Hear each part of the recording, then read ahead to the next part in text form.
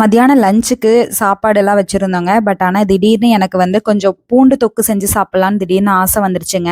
ஃபஸ்ட்லாம் அடிக்கடி செய்வேன். இப்போ கொஞ்ச நாளாக செய்யறதே இல்லை. சரி அது இன்னைக்கு செய்யலான்னு சொல்லிட்டு அதாங்க செய்கிறேன். அதை எப்படி செய்கிறதுன்னு பார்க்கலாம் வாங்க. நல்லா ஒரு 2-3 கட்டளவுக்கு பூண்டை நல்லா க்ளீன் பண்ணி நல்லா நீல வாக்கில் கட் பண்ணி எடுத்துக்கலாம்.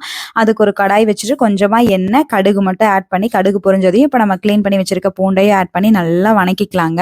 நல்லா பூண்டு எண்ணெயிலே வணங்கிரும். அதுக்கப்புறம் 1 ஸ்பூன் அளவுக்கு குழம்பு மிளகாத்தூள், மஞ்சத்தூள், கொஞ்சோண்டு காஷ்மீரி மிளகாத்தூள், தேவையான அளவு உப்பு இது மட்டும் ஆட் பண்ணால் போதுங்க. ஆட் பண்ணி நல்லா வதக்கிக்கலாம். அந்த மசாலா பச்சை வாசனை போனதுக்கப்புறம் கொஞ்சமாக தண்ணி ஆட் பண்ணால் போதுங்க. தண்ணி ஆட் பண்ணி ஒரு தட்டு போட்டு ஒரு 5 மினிட்ஸ் விட்டாலே போதுங்க. நல்லா குக் ஆகிடும். இந்த பூண்டு தொக்கு ரொம்ப சூப்பராக இருக்குங்க. டேஸ்ட் அல்டிமேட்டாக இருக்கும். நல்லா சூடான சாப்பாட்டுக்கெல்லாம் பட்டாசாக இருக்குங்க.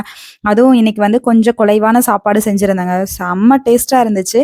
இந்த ரெசிபி கண்டிப்பாக ட்ரை பண்ணுங்க. ட்ரை பண்ணிட்டு எப்படி இருந்துச்சுன்னு சொல்லிட்டு மறக்காம எனக்கு கமெண்ட் பண்ணுங்க. என்னோட வீடியோ பிடிச்ச லைக் பண்ணுங்க. நம்ம சேனலுக்கு ஒரு சப்ஸ்கிரைப் பண்ணுங்க.